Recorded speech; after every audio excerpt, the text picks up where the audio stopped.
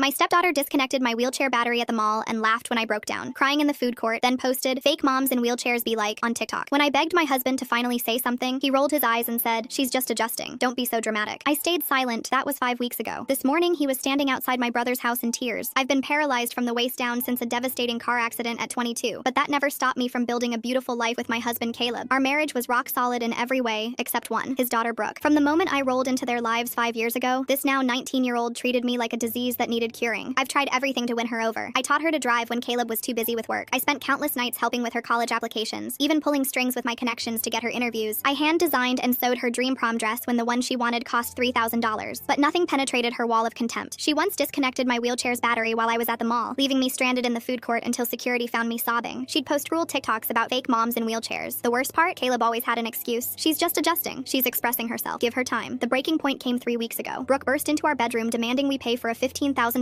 luxury European graduation trip with her sorority sisters. We'd been saving for an experimental spinal treatment that showed promise for partial mobility restoration. When I gently explained we couldn't afford it, Brooke's mask shattered like glass. She screamed that maybe if I wasn't wasting money trying to fix my useless legs, there'd be money for people who actually mattered. Caleb immediately took her side, accusing me of being selfish and denying his daughter a once-in-a-lifetime opportunity. The betrayal cut deeper than any physical pain I'd ever endured. The house became a war zone of icy silence. Then came the day that changed everything. My sister's wedding was approaching, and I'd planned to surprise her with our grandmother's 1940s silk wedding dress, a masterpiece I'd worn at my own wedding. It hung in our closet like a guardian angel, the only thing that made me feel beautiful after the accident. I wheeled myself to the closet, my sister arriving in 2 hours. My hands trembled as I pushed aside Caleb's suits. The empty hanger swayed like a skeleton's. My heart hammered as I checked behind the winter coats, under the storage boxes, only to find nothing. The dress was gone. That's when I heard Caleb's footsteps freeze in the doorway. His face was a canvas of guilt. Before he could speak, the truth spilled out in stammered confessions. Brooke had sold the dress online for $8,000 to fund her trip. Her reasoning? I'd never need it again anyway since I can't even stand at a vow renewal. Something inside me snapped, but instead of screaming, I smiled. A sharp, calculated smile that made Caleb step back. If Brooke wanted to play with fire, she was about to get incinerated. While Brooke partied with friends that night, I executed my plan with surgical precision. See, what Brooke didn't know was that I'd seen her paying people to handle her classwork. I'd been the one whose tech industry connections had secured her acceptance to her dream college. And most importantly, I was the legal co-trustee of her education fund, a detail buried in paperwork she'd never bothered to read. My fingers flew across the keyboard. First, I sent proof of her cheating to the dean of admissions at her dream school. 1 email became 10. 10 became 50. Within 24 hours, Brooke wasn't just expelled. She was blacklisted from every college in the state. Her scholarships vanished after an anonymous tip. The $50,000 education trust fund legally transferred to a charity supporting paralyzed young women. I contacted the buyer of my grandmother's dress, explaining it was stolen property. I filed a police report. Then I reached out to every single one of Brooke's sorority sisters, with her TikToks mocking disabled people. The sorority dropped her within 48 hours. Her carefully curated social media influencer dreams crumbled as brands received anonymous tips about her ableist content. The crescendo came when Brooke returned home to find her car, the one I'd taught her to drive in, being towed away. Turns out it was in my name the whole time. Her designer clothes, donated to charity while she was out, her electronics, sold to recoup the emotional damages of her harassment. Caleb begged me to stop, but I reminded him of every time he'd chosen blindness over justice. Brooke sobbed, actually sobbed real tears for once, screaming about how I'd ruined her life. I told her she'd done that all by herself. She moved in with her biological mother soon after, and Dallas got his own place. I had hoped everything was finally over, until I woke up to find my wheelchair wasn't beside my bed. Then I heard it, the sound of metal scraping against concrete from the garage. I dragged myself to the window just in time to see Brooke standing next to a van, my wheelchair disappearing into the back. She looked up at the bedroom window and smiled. I couldn't move. My arms shook as I gripped the windowsill, watching the van's taillights disappear down our street. Without my wheelchair, I was trapped. Completely, utterly trapped. My phone sat on the nightstand, just 8 feet away. It might as well have been 8 miles. I lowered myself to the floor, using my upper body strength to drag myself across the carpet. Each pull sent shooting pain through my shoulders. The carpet burned against my legs that couldn't feel it. 3 minutes to cross the bedroom. My fingers finally closed around the phone. I dialed 911, then froze. The screen showed my emergency contacts. Every single one had been changed to Brooke's number. I checked my medical alert app. Same thing. My doctor's office contact, Brooke's number. Even my saved contacts for Caleb, my sister, my parents, all replaced with variations of Brooke's number. Rain started pattering against the window. I dragged myself back, hauling my body up to pound on the glass. My neighbor, Mrs. Chen, was watering her garden next door. She had to hear me. I screamed until my throat went raw. Mrs. Chen looked up. Relief flooded through me as she hurried toward our fence. I waved frantically, pointing to the front door. She nodded and disappeared from view. The doorbell rang. I started the long journey across the bedroom floor again, through the hallway, down the stairs, one painful bump at a time. By the time I reached the front door, my palms were bleeding from carpet burn. Mrs. Chen's face appeared in the side window. I gestured for her to use the spare key under the mat. She shook her head, looking uncomfortable. She held up her phone, typing something. The message appeared on my screen through the window. Brooke told us you might have episodes, said you'd claim strange things. My blood turned to ice. I pressed my palms against the glass, shaking my head violently. Mrs. Chen bit her lip, clearly torn. I pointed upstairs, mouthing photos. She hesitated, then used the spare key. I directed her to our bedroom, to the dresser covered in wedding photos. Caleb and me, both standing from before the accident. Me in the wheelchair at our actual wedding. Our honeymoon pictures, 5 years of documented life together. Mrs. Chen studied them carefully. Her expression shifted from doubt to concern. She helped me onto the bed and sat beside me. She typed on her phone again, showing me the screen. Brooke's been visiting me every week, helping with groceries. Such a sweet girl. She mentioned you were having difficulties. I grabbed her phone, typing frantically about the stolen wheelchair. Mrs. Chen's eyes widened. She handed me her phone to make calls. I dialed my sister first. The call went straight to a message. This number has been disconnected. Same with my parents, my best friend. Every number I tried led nowhere. Mrs. Chen pulled out her reading glasses, squinting at my phone settings. She navigated to my emergency contacts, showing me what I'd already discovered. Everything rerouted to Brooke, but there was more. My phone's location sharing showed Brooke as my primary emergency contact across every medical app, every safety feature. I had two choices: call 911 and try to explain this insane situation, risking them believing Brooke's dementia story, or reach out to the one person I'd sworn never to contact again. My brother David picked up on the third ring. We hadn't spoken since my accident. He'd been working as a private investigator in Chicago, too busy to visit his paralyzed sister, too important to care. His voice was cautious when he heard mine. I explained everything in rushed sentences: the wheelchair theft, the changed contacts, Brooke's groundwork with the neighbors. David went quiet. Then, she called me last week, asked about your accident, wanted to know specific details about that night, where it happened, who was involved. It felt off, so I started digging. My hands trembled. David continued, I'm already on my way. Started driving when she called. Something about her questions. I've seen this before. Stalking cases, obsession cases. How fast can you get somewhere safe? I looked at my useless legs, explained my situation. David cursed, told me to stay put, keep Mrs. Chen close. He had my wheelchair's GPS tracker from when I'd shared my location with family years ago. The signal was still active. An hour later, David arrived. He'd aged in the years since I'd seen him, gray threading through his black hair. He lifted me into his car without a word about our past. Mrs. Chen followed in her own vehicle. The GPS led us to an abandoned warehouse on the outskirts of town. David wanted to call police, but I needed to see what Brooke had planned. We entered through a broken side door. My wheelchair sat in the center of the space, but that wasn't what made my blood run cold. The walls were covered in photos, hundreds of them. Me at the grocery store, me at physical therapy, me sleeping, me in the shower. Something feels really off about how quickly David showed up after years of no contact, and why was Brooke asking him about the accident details last week? The timing here seems way too convenient. Like maybe David knows more about what's happening than he's letting on right now. My daily routine mapped out in obsessive detail. Medical records I didn't know she had. Printed screenshots of my social media going back years. Red string connected different photos like some deranged detective board. Notes in Brooke's handwriting covered every surface. Wakes at 7:13 exactly. Weak upper body Thursdays after PT. Takes medication at 8 p.m. Drowsy by 8:45. A door slammed. Brooke walked in, but she wasn't alone. A woman with a cane followed behind her. Even from across the warehouse, I could see the family resemblance. Surprise, stepmother, Brooke called out, her voice echoing. Meet my mom, the one dad left because she got sick. The woman, Linda, moved carefully, each step deliberate. Her face twisted with something between pain and rage. Multiple sclerosis, I realized. She'd hidden it well. 10 years, Linda said. 10 years I've been fighting this disease. Lost my husband, lost my life. While you, she gestured at me with her cane. You got him. You got everything. Brooke screamed at her mother. You're just like her now. Broken. Useless. I spent my whole life watching you pretend to be normal, and now you can't even pretend anymore. The pain in Linda's eyes was devastating, but Brooke had already turned away, pulling out her phone. Jenna, are you getting this? Perfect content for my expose on fake disabilities. A young woman stepped out from behind a pillar. I recognized her from Brooke's social media. Jenna, her best friend. She held up a professional camera, but something was off. She kept touching her ear, adjusting something. Her movements were uncomfortable, reluctant. I tried to wheel myself backward, but my hand hit broken glass on the floor. Blood welled from the cut. That's when I noticed the equipment scattered around the warehouse. Parallel bars, exercise mats, transfer boards. This had been a physical therapy clinic. Linda suddenly swayed. Her cane clattered to the ground as she grabbed for a rusted rail. Brooke had to choose: continue her performance or help her mother. Mom! Brooke dropped her phone, rushing to Linda's side. But even as she helped her mother to a dusty chair, she turned on me. You made her sick. The stress of seeing you with Dad, living our life, you made her worse. David stepped forward, but I grabbed his arm. We needed to see how far this went, how deep Brooke's delusions ran. The hospital was chaos. Linda had collapsed completely, and the ambulance David called had rushed her away. Brooke rode with her, still spitting accusations at me. We followed in David's car, Mrs. Chen driving behind us. In the waiting room, Caleb arrived, but he wasn't alone. A man in an expensive suit stood beside him, briefcase in hand. Divorce papers. Caleb said quietly, I've been planning this for months, moving assets, preparing. He couldn't meet my eyes. Brooke found out about things, threatened to tell you if I didn't support her. David's investigator instincts kicked in. He studied Caleb's lawyer, then Caleb himself. When did you start planning this? Exactly when? Caleb shifted uncomfortably. The timeline that emerged made my stomach turn. He'd been moving money since before Brooke sold my dress, since before the confrontation about the Europe trip. This had been orchestrated. A nurse approached, recognizing me. Oh, you're the woman from those TikToks. That girl, Brooke, she's here every week. Volunteers in the spinal unit, watches surgeries from the gallery, very dedicated to understanding paralysis. My blood chilled. David and I exchanged glances. Brooke hadn't been volunteering out of kindness. We returned home to pack essentials. That's when we discovered the truth. Brooke hadn't moved back with her mother after our confrontation. She'd been living in our house, in the guest room, for days. The evidence was everywhere. My clothes tried on and discarded. My makeup used. Papers with my signature practiced over and over. She'd been studying me, becoming me. My boss called while we were packing. I wanted to let you know. We had an unusual application 6 months ago. A young woman claiming to be you, but the credentials were all wrong. We flagged it as identity theft. The applicant was Brooke Stevens, 6 months ago. Before any of this started, before the dress, the trip, any of it. David drove me to my physical therapy clinic. My regular therapist, Marcus, looked uncomfortable when we asked about Brooke. She's been volunteering here, he admitted. David. Specifically requested to work with wheelchair users. Said she wanted to understand her stepmother better. But he paused. She wasn't observing to help. She was studying, taking notes on vulnerabilities, asking about worst-case scenarios. The pieces clicked together. David pulled out his laptop in the parking lot, his fingers flying over keys. What he found made us both sick. She's been doing this at the community college too, he said, befriending disabled students. 3 filed complaints about harassment that suddenly stopped. 1 transferred schools. Another dropped out entirely. I thought of Amy from the sorority, the girl who'd bought my grandmother's dress. We needed to find her. But first, I needed to check something. We drove to 3 neighbors' houses. Each told the same story. Brooke had been visiting for months, helping with groceries, running errands, asking questions about me, about my accident, about my mental state. She was writing a college essay, one neighbor said, about family trauma and resilience. Needed details about your accident for authenticity. The third neighbor, Mr. Patterson, mentioned something that made my hands shake. She asked about your medical alert system, whether anyone else had access. I thought it was sweet, a daughter wanting to help in emergencies. Back in David's car, I discovered more violations. Brooke had created fake medical documents, psychiatric evaluations suggesting paranoid delusions, doctor's notes about deteriorating mental stability. She'd been building a paper trail for months. The pattern was clear. Every time Linda had a bad day with her MS, Brooke's harassment escalated. She was punishing me for reminding her of what her mother had become. My phone buzzed. A message from an unknown number. This is Jenna. We need to talk. Somewhere Brooke can't see us. We met at a coffee shop downtown. Jenna sat with her back to the wall, hands moving as she signed. An interpreter sat beside her. I'm deaf, she explained through the interpreter. Brooke doesn't know I can read lips. She thinks I just film what she tells me to film, but I've been watching, recording everything. She pulled out a hard drive. She's planning something with your medication. I saw her researching substance interactions, talking to someone at a pharmacy about helping her stepmother manage complex medications. David took the drive. I asked Jenna why she was helping me. Because I've been where you are, she signed. Brooke befriended me because of my disability. Then she tried to become me, studied my signing, applied to my interpreter program, told people I was faking being deaf for attention. I barely escaped her obsession. We were building a case, but we needed more. David had been tracking down leads all day. His next discovery shattered me. The hammered driver who hit you, he said quietly. Brooke's been visiting him in prison every week for the past 4 months. The man who destroyed my life, who'd culled 2 people in the crash that paralyzed me. Brooke had found him. But why? He's up for parole next month, David continued. She's been putting money in his commissary account, paying for his lawyer. I wanted to vomit. What could she possibly want with him? That answer came from Linda herself. We visited her in the hospital, where she was stabilized but clearly exhausted. When we asked about Brooke's behavior, her face crumbled. I asked her to study you, she whispered. When the divorce happened, when she was so angry about my illness. I thought if she understood disability, understood what you lived with, she'd stop hating me for being sick. I never meant for this. She grabbed my hand with surprising strength. I created this. I taught her to hide my MS for years, to lie to everyone, to pretend I was healthy. She learned that disability was shameful, something to hide or fix or punish. Mrs. Chen had been sitting quietly in the corner. Now she spoke up. Brooke offered to be my medical power of attorney last month. Said she was worried about me living alone. I thought it was sweet, but she's been documenting things. Every time I forget something, every stumble, building a case that I'm incompetent. The scope of Brooke's plan was staggering. She wasn't just targeting me. She was creating a network of control around every vulnerable person in her orbit. David's phone rang. He stepped out to take the call, returning with a grim expression. That was my contact at the police department. Brooke filed another report today. She's claiming you've been stalking her. Says she has evidence. We needed to act fast, but Brooke had anticipated everything. She'd spent months building her narrative, establishing herself as the concerned daughter, the helpful neighbor, the dedicated volunteer. And tomorrow was my final consultation for the experimental treatment, the one chance I had at partial mobility. If I missed it, I'd lose my spot in the trial forever. Brooke knew this. She'd been tracking my medical appointments as obsessively as everything else. That night, back at David's hotel, we mapped out everything we knew. The stolen wheelchair, the shrine of photos, the fake medical documents, the prison visits, the medication research, the pattern of escalation tied to Linda's MS flares. She's not trying to destroy you, David said finally. She's trying to become you. But first, she needs you gone. I thought about the wheelchair sitting in that warehouse. Brooke's hobby collection just got really dark. Most people collect stamps, but she's out here collecting every disabled person in a 50-mile radius like they're Pokemon cards. About Brooke practicing my signature. About her application for my job. This wasn't just harassment. It was identity theft on a level I couldn't fathom. My phone rang. Unknown number. I almost didn't answer, but David nodded. He was recording everything now. Brooke's voice was calm, controlled. I know you're with David. I know you have Jenna's files. None of it matters. By tomorrow, you'll either be in psychiatric hold or you'll miss your treatment. Either way, I win. She hung up. David immediately started making calls, but I knew Brooke was right. She'd prepared for months. We'd had less than a day. That's when I remembered something. The education trust fund I'd drained, the one Brooke never read the paperwork for. There was a clause in there, a requirement for psychiatric evaluation if the trustee suspected mental instability. I'd triggered it when I moved the money, which meant Brooke would have received notice of a mandatory evaluation, one she'd have to complete within 30 days or face legal consequences. David's eyes lit up when I explained. We had leverage, but we had to be careful. Brooke had shown she was capable of anything. The next morning arrived too quickly. My treatment consultation was at noon. Brooke knew this. She'd be waiting, planning. We needed to be smarter. But first, I had a call to make, one that would change everything. The hammered driver's name was Dean Morrison. He was serving 10 years for vehicular manslaughter. When he heard my voice on the prison phone line, he broke down crying. Dean Morrison's sobs echoed through the prison phone line as I gripped the receiver. David watched me intently from across the hotel room, his recording equipment capturing every word. I steadied my voice and asked Dean about Brooke's visits. Through his tears, Dean explained that Brooke had first appeared 4 months ago, claiming to be my sister. She'd shown him photos of my life before the accident, told him stories about my childhood, painted a picture of who I'd been. Then she'd started twisting things. Each visit, she'd add darker details, made up stories about me being cruel to disabled classmates in high school, fabricated fabricated tales of me mocking people in wheelchairs before karma caught up with me. Dean admitted he'd started believing her lies. The guilt of paralyzing me had eaten at him for years, and Brooke's stories gave him a twisted kind of relief. Maybe I'd deserved it. Maybe it was cosmic justice. She'd convinced him to write letters to the parole board claiming I'd been harassing him, that I'd sent threatening messages to the prison. All lies. But Dean had been desperate to believe anything that lessened his guilt. I asked him to send David copies of everything Brooke had given him. He agreed, his voice breaking as he apologized repeatedly. I hung up feeling sick. Brooke had weaponized a broken man's remorse. David immediately started making calls to his contacts while I prepared for my medical consultation. We decided I'd go through with the appointment while David continued investigating. Mrs. Chen agreed to drive me, her face set with determination after learning the full scope of Brooke's manipulations. The drive to the medical center took 40 minutes. Mrs. Chen kept checking her mirrors, worried Brooke might be following us. I sat in the back seat, my borrowed wheelchair folded beside me, reviewing the treatment protocol on my phone. This experimental procedure could restore partial sensation and movement to my legs. Not a cure, but a chance at increased independence. The consultation would determine if I qualified for the trial. We arrived 20 minutes early. Mrs. Chen helped me into the wheelchair and pushed me toward the entrance. That's when I saw her. Brooke stood by the information desk, wearing scrubs and a volunteer badge. She'd positioned herself perfectly to intercept me. I told Mrs. Chen to keep walking. We passed Brooke without acknowledging her, but I could feel her eyes tracking our movement. At the elevator, I glanced back. She was following at a distance, her phone out, recording. The neurology department was on the 4th floor. As the elevator doors closed, I saw Brooke rushing toward the stairwell. She'd hit us there. Mrs. Chen noticed too and pressed the button for the 6th floor instead. We'd take a different route, but when the doors opened on 6, Brooke was already there, slightly out of breath. She'd anticipated our move. I told Mrs. Chen to go back down to the lobby to find security. The elderly woman hesitated, but I insisted. As she descended, Brooke stepped into the hallway, blocking my path to the alternate route. She didn't speak, just stood there filming me. I wheeled myself backward, looking for another way around. That's when I noticed the wet floor sign behind her. The janitor's mop bucket sat nearby, but the floor was already dry. Brooke had staged it. I turned my wheelchair sharply, heading for the other end of the hallway. Brooke moved the wet floor sign into my path. If I went through it, she'd have video of me ignoring safety warnings. If I stopped, I'd miss my appointment time. The consultation had a strict 15-minute window. Late arrivals were automatically disqualified. I checked my phone. 8 minutes until my appointment. The main elevators were blocked by Brooke. The stairs were useless to me, but I remembered something from my previous visits. The service elevator at the far end of the building. I wheeled myself toward it, Brooke following with her camera. The service elevator required a key card. I didn't have one, but I'd noticed the food service workers often propped it open during lunch deliveries. It was 11:54, worth a shot. The service hallway smelled like industrial cleaner and reheated food. The elevator stood open, a cart of lunch trays holding the doors. I maneuvered inside just as Brooke rounded the corner. She ran toward me, but the doors closed before she could reach them. 4th floor. I wheeled myself out into a different section of the neurology department, the back way to the consultation rooms. 3 minutes to spare. I could see the check-in desk ahead when my wheelchair suddenly stopped. The battery indicator showed empty. Impossible. I'd charged it fully that morning. Unless... I looked down at the power cable. Clean cut marks where someone had sliced partially through the wire. Enough damage to cause slow battery drain without immediate detection. I tried to wheel myself manually, but this borrowed chair was heavier than my custom one. The carpet in the medical building created too much resistance. I could see the consultation room door. Dr. Martinez visible through the glass window, checking his watch. 2 minutes. I lowered myself from the chair and started crawling. The rough carpet scraped my palms as I dragged myself forward. Staff members stopped and stared. Someone asked if I needed help, but there wasn't time to transfer me back to the chair. I kept pulling myself forward. 1 minute. Dr. Martinez stepped out of his office, looking down the hallway for me. He saw me on the floor and rushed over. Behind me, I heard the ding of the regular elevator. Brooke's voice calling out about a patient in distress. Dr. Martinez and a nurse lifted me into an office chair and wheeled me into the consultation room just as the clock hit noon. Brooke appeared in the doorway, still filming, asking if I was having a mental health crisis. Dr. Martinez firmly told her to leave, that this was a private medical consultation. She protested that she was family, but the doctor threatened to call security. The door closed. I was safe for now, but my hands were bleeding from the carpet, and I looked exactly like someone in crisis. Not the best way to convince a doctor I was a good candidate for experimental treatment. Dr. Martinez cleaned my palms while I explained about the wheelchair theft and sabotage. He listened without judgment, making notes. The consultation proceeded with careful questions about my medical history, current condition, and goals for treatment. I forced myself to focus, to present as stable and rational despite what had just happened. 40 minutes later, I'd been approved for the trial. The first procedure would be in 6 weeks. Dr. Martinez gave me a locked folder with all the paperwork, warning me to keep it secure. He'd seen enough to believe my concerns about sabotage. Mrs. Chen was waiting in the lobby with 2 security guards. She'd reported Brooke for harassment, but the girl had vanished after being ejected from the neurology department. They helped me to the car, the dead wheelchair left behind for maintenance to examine. Back at David's hotel, I found my brother surrounded by papers and laptop screens. He'd uncovered more than we'd imagined. Brooke had been planning this for over a year. She'd taken online courses in medical terminology, psychology, even legal procedures for involuntary commitment. Her browser history showed thousands of searches about paralysis, wheelchair users, spinal injuries. But the most disturbing discovery was a folder labeled Practice Sessions. Videos of Brooke in a wheelchair, mimicking my movements, learning my mannerisms. She'd even purchased the same brand of hand controls I used for driving. In one video, she'd styled her hair like mine and dressed in my clothes, introducing herself to a mirror as me. David had also tracked down Amy, the girl who'd bought my grandmother's dress. She agreed to meet us that evening. What she revealed made everything else pale in comparison. Amy arrived at the hotel conference room in her own wheelchair. I hadn't known. She explained that 2 years ago, she'd been an able-bodied college student when Brooke befriended her. The friendship had seemed genuine until Amy started dating someone Brooke had a crush on. That's when the harassment began. First, Brooke spread rumors that Amy was faking injuries for attention. Then came came the social media posts questioning why Amy sometimes used mobility aids for her chronic pain condition. Why does Brooke know exactly where to be at exactly the right time? The way she's always one step ahead feels too perfect. First at the medical center, then with that pre-cut wheelchair cable that drained the battery at just the right moment. The harassment escalated until the day Amy's wheelchair brakes mysteriously failed at the top of a steep ramp. The resulting fall had severed her spinal cord. Amy had suspected Brooke but couldn't prove anything. The security footage from that day had been corrupted. Witnesses only saw the aftermath. Brooke had been the first to call for help, the concerned friend who held Amy's hand in the ambulance. I showed Amy the photos from the warehouse. She went pale, recognizing the obsessive documentation. Brooke had done the same to her, she revealed, showing us saved screenshots from before her accident, the same red string connecting photos, the same detailed notes about daily routines. Amy had something else, a recording from her hospital room the day after her accident. Brooke visiting, thinking Amy was too sedated to remember. On the grainy audio, Brooke's voice was clear, explaining how Amy should be grateful, how Brooke had given her a real disability instead of fake chronic pain, how now people would believe her. We sat in stunned silence after the recording ended. This went beyond harassment, beyond stalking. Brooke had deliberately paralyzed someone and saw it as a favor. David immediately called his police contact. With Amy's evidence and recording, we finally had proof of assault. But the detective warned us that the 2-year-old case would be hard to prosecute. We needed current evidence of immediate danger. That's when my phone buzzed, a notification from my bank. Someone had tried to access my accounts using my social security number and mother's maiden name. The attempt had been flagged and blocked, but it originated from a computer at the medical center during the exact time of my consultation. David pulled up the security footage he'd requested from the hospital. There was Brooke, using a staff computer in the volunteer break room. She'd been trying to drain my accounts while I crawled across the floor to my appointment. We had her on attempted financial fraud. It wasn't much, but it was current and provable. David's contact said it was enough for a restraining order and investigation. We filed the report immediately. That night, I stayed in David's hotel room while he kept watch. Around 3 a.m., the hotel fire alarm went off. We evacuated with the other guests, David carrying me down 4 flights of stairs. Outside, I spotted Brooke in the crowd, filming the evacuation. She'd pulled the alarm to flush us out, to get footage of me being carried like a helpless victim. The next morning brought a new crisis. My boss called to inform me that someone had sent an email from my work account announcing my immediate resignation due to mental health issues. The email had gone to every client, colleague, and professional contact in my database. Attached were photos of me crawling across the hospital floor and being carried from the hotel. My professional reputation was in shambles. Clients were already pulling contracts. Years of building my career despite my disability, destroyed in one night. David helped me contact a lawyer while I worked on damage control, sending individual explanations to key clients. Then Linda called from the hospital. Brooke had been admitted to the psychiatric ward after a complete breakdown. She'd attacked a nurse who resembled me, screaming about imposters and identity thieves. The staff had sedated her and placed her on a 72-hour hold. We rushed to the hospital. Linda met us in the lobby, looking haggard. She explained that Brooke had been getting worse since our confrontation at the warehouse. She'd stopped sleeping, stopped eating, spent all night watching videos of me. Linda had found notebooks filled with practice signatures, all copying my name. The psychiatrist wouldn't let us see Brooke, but agreed to speak with us. Dr. Catherine Yates was a small woman with sharp eyes who'd already reviewed Brooke's history. She explained that Brooke showed signs of a severe personality disorder, combined with an obsessive fixation. The trigger seemed to be her mother's illness, and her father's remarriage to another disabled woman. In Brooke's mind, disability had stolen her family. First her mother's MS, hidden but always present. Then my paralysis, visible and accommodated. She couldn't attack the disease, so she attacked the people. But somewhere along the line, the hatred had twisted into obsession. She didn't just want to destroy me, she wanted to replace me. Dr. Yates asked about the timeline of escalation. We provided everything. The harassment, the theft, the stalking, Amy's story. The psychiatrist took careful notes, her expression growing more concerned with each revelation. She explained that Brooke's condition was serious but treatable with intensive therapy and medication. The 72-hour hold could be extended if she remained a danger, but there was a catch. Someone would need to petition for extended commitment, and that someone would need to be family. Linda looked at me with tears in her eyes. She was torn between protecting her daughter and enabling her delusions. I told her we'd support whatever decision she made. This wasn't about revenge anymore. It was about getting Brooke help before she destroyed more lives. While Linda consulted with the psychiatrist, David and I met with the police detective handling our case. He'd reviewed the hotel security footage and the bank fraud attempt. Combined with Amy's testimony and the restraining order violation, they had enough to arrest Brooke once she was released from psychiatric hold. But something felt wrong. Brooke had planned everything so carefully. Would she really have a breakdown that conveniently landed her in protective psychiatric care just as the police were building a case? I shared my concerns with David. He agreed it felt too neat. We decided to check the warehouse again, wondering if we'd missed something in our initial shock. Mrs. Chen drove us there in the afternoon, the building looking even more desolate in daylight. The padlock on the door had been cut. Inside, the walls were bare. Every photo, every note, every piece of evidence had been removed. Only my wheelchair remained, sitting in the center of the empty space. But something was different. A manila envelope was taped to the seat. David checked it for anything dangerous before I opened it. Inside were photos, but not of me. These showed Linda during her MS flares over the years. Hidden camera footage from their home. Linda struggling to walk, Linda falling, Linda crying in the bathroom. Each photo was labeled with dates going back a decade. The final item was a handwritten note. She made me hide her shame. Now I'll show everyone what hiding looks like. My blood went cold. This wasn't a breakdown. Brooke had planned this too. The psychiatric hold was just another move in her game. But what was her end game? We rushed back to the hospital. Linda was signing paperwork for Brooke's extended commitment when we arrived. I showed her the envelope's contents. Her face crumbled as she saw the documented evidence of her hidden illness. She explained through tears that she'd been diagnosed with MS just after Brooke's 8th birthday. Caleb had already been pulling away, and she'd been terrified he'd leave if he knew, so she'd hidden it. Made Brooke hide it too. Taught her daughter to lie about mommy's clumsy days and tired spells. spells. For 10 years, they'd maintained the fiction. Even after the divorce, Linda had kept hiding, terrified of being seen as weak. She'd drilled into Brooke that disability meant abandonment, that showing weakness meant losing love. Now I understood. In Brooke's twisted logic, I'd flaunted my paralysis. I'd been open about my disability and still won Caleb's love. I'd gotten the life Linda had lost, and I hadn't even had the decency to hide my wheelchair. Dr. Yates joined us, having overheard the conversation. She explained that this revelation actually helped Brooke's case. The deep-rooted trauma from childhood explained her fixation. With proper treatment, addressing both the personality disorder and the traumatic conditioning,